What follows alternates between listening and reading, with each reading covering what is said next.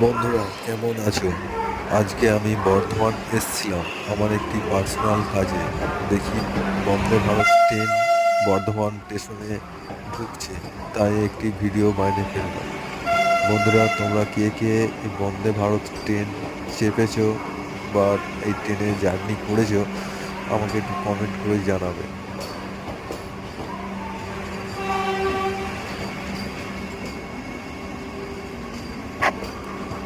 বন্ধুরা, আমার এই চ্যানেলে আসার জন্য অশেষ ধন্যবাদ।